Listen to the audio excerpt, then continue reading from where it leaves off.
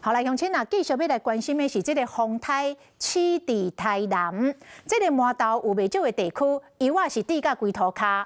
有经济消的人员伫咧面册来铺文，讲因的专业无互尊重，讲台南市消防局是要求因去协助扣油啊，拢无考虑到骹手无够的问题。啊，消防局是来回回讲，并无强迫爱来执勤，拢是自愿协助的。大细粒无共款的油画，落伫咧涂骹，民众压好扣起来了后，踮要去地下内底。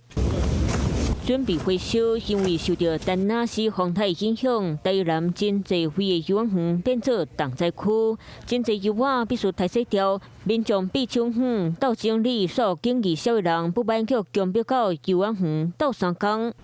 面册抢救消防员的卖种专业普文讲，台南消防局要求经济消人员防灾过除了协助清倒去的树花，该倒甲麻豆地区的油仔农民扣过纸，互会员真歹接受，认为因毋拿南山使用消防主管，佫无重视消防专业。面对于救灾救难或者是像这种灾害复原的都并没有排斥的问题，而是长期以来刚刚讲的人力跟制度问题配套不足，长官们到底有没有真的听到我们基层的声音？长期以来我们需要什么，他们到底有没有能不能给我们什么？面对这个台南消防局出面澄清，灾后复原的工作的部分都是出于自己本身的意愿。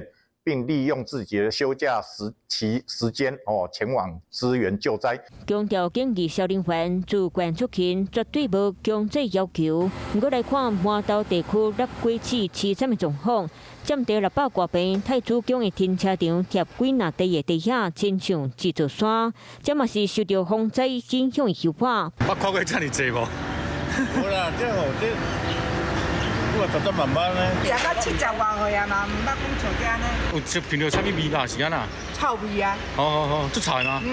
这更愈臭。无论是庙的停车场，或者是道路，都当看到灯灯清昏的油画，互农民若无奈嘛艰苦甲对心肝。